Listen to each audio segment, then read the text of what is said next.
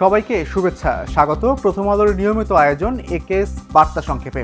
সঙ্গে আছি আমি এস আল আরিফিন। জানিয়ে দিচ্ছি আজকের গুরুত্বপূর্ণ খবরগুলো। বর্ণিল আয়োজন আর ঐতিহ্যের ছোঁয়ায় বরণ করে নিল বাংলা নতুন বছর 1433। ঢাকা বিশ্ববিদ্যালয়ের চারুকলা প্রাঙ্গণ থেকে শুরু হওয়া বৈশাখী শোভাযাত্রায় অংশ নিল হাজারো মানুষ। লাল সাদা রং আর লোকজ মোটিফে মুখর হয়ে ওঠে উৎসবের আবহ। 14 এপ্রিল মঙ্গলবার সকাল 9টায় জাতীয় সঙ্গীতের মাধ্যমে শুরু হয় এবারের বৈশাখী শোভাযাত্রা। চারুকলা থেকে শাহবাগ দোয়েল চত্বর ঘুরে আবারও ফিরে আসে শোভাযাত্রা। এতে অংশ নেন সংস্কৃতি মন্ত্রী নিতাই রায় চৌধুরী সহ শিক্ষক, শিক্ষার্থী ও বিভিন্ন দেশের কূটনীতিকরা।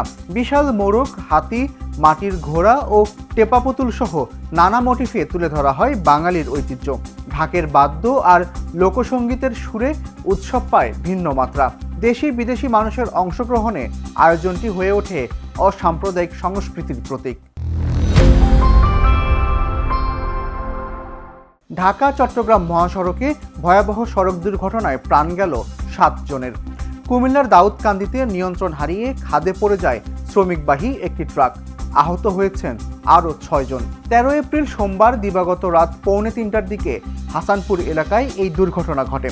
দিনাজপুর থেকে নোয়াখালীগামী ট্রাকটি নিয়ন্ত্রণ হারিয়ে খাদে পড়ে যায়। তারা সবাই কাজের সন্ধানে দিনাজপুর থেকে ট্রাকে থাকা চালের বস্তার উপর চেপে কুমিল্লা ও ফেনীর উদ্দেশ্যে যাচ্ছিলেন।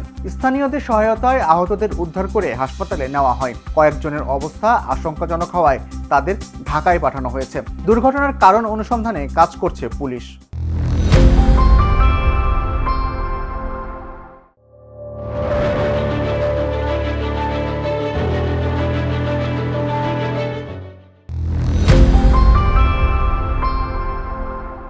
কৃষকের উন্নয়ন আর ভর্তুকি ব্যবস্থায় স্বচ্ছতা আনতে চালু হলো কৃষক কার্ড।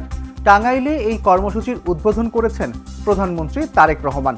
প্রথম ধাপে সুবিধা পাচ্ছেন হাজারো কৃষক। টাঙ্গাইলের শহীদ মারুফ স্টেডিয়ামে আয়োজিত অনুষ্ঠানে 15 জন কৃষকের হাতে কার্ড ও গাছের চারা তুলে দেন প্রধানমন্ত্রী। প্রথম ধাপে 10 জেলার 11 উপজেলায় প্রায় 21,000 কৃষক এই কার্ড পাচ্ছেন। কৃষক কার্ডের মাধ্যমে প্রণোদনা, সহজ ঋণ, সেচ সুবিধা ও কৃষি বীমা সহ 10 ধরনের সুবিধা দেওয়া হবে।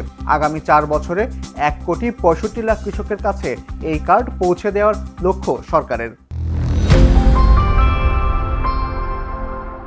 প্রথম দফায় দীর্ঘ বৈঠকের কোনো সমঝোতা না হওয়ায় যুক্তরাষ্ট্র ও ইরানের মধ্যে দ্বিতীয় দফা আলোচনার উদ্যোগ নিয়েছে পাকিস্তান। বৃহস্পতিবার এই বৈঠক হওয়ার সম্ভাবনা রয়েছে। বার্তা সংস্থা এপি এই তথ্য জানিয়েছে।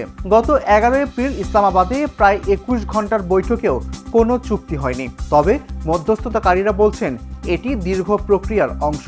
যুদ্ধবিরতির সময় শেষ হওয়ার আগেই নতুন বৈঠকের প্রস্তাব দেওয়া হয়েছে। এদিকে মার্কিন প্রেসিডেন্ট ডোনাল্ড ট্রাম্প দাবি করেছেন ইরান আবারও আলোচনায় আগ্রহ দেখাচ্ছে। তবে পারমাণবিক কর্মসূচি নিয়ে মতপার্থক্য এখনও বড় বাধা হয়েই রয়ে গেছে। ক্রিকেট বিশ্বের অন্যতম সম্মানজনক স্বীকৃতি ও উইজডেনে বর্ষসেরা নির্বাচিত হয়েছেন অস্ট্রেলিয়ার মিচেল স্টার্ক ও ভারতের দীপ্তি শর্মা। দুর্দান্ত পারফরম্যান্সেই এই স্বীকৃতি পেয়েছেন তারা। পুরো বছরে 11 টেস্টে 55 উইকেট নিয়ে অসাধারণ পারফরম্যান্স করেন মিচেল স্টার্ক। অ্যাশেজ সিরিজেও রাখেন বড় ভূমিকা। অন্যদিকে দীপ্তি শর্মা ব্যাটে বলে দারুণ নৈপুণ্য দেখিয়ে ভারতের বিশ্বকাপ জয়ে গুরুত্বপূর্ণ ভূমিকা রাখেন। তার অলরাউন্ডার পারফরম্যান্সই এনে দেয় এই স্বীকৃতি। শেষ করছি আজকের একেএস বার্তা সংক্ষেপ। প্রথম আলোর প্রতিদিনের এই আয়োজন দেখুন prothomalo.com সহ আমাদের ফেসবুক পেজ ও ইউটিউব চ্যানেলে। এতক্ষণ সঙ্গে থাকার জন্য ধন্যবাদ সবাইকে।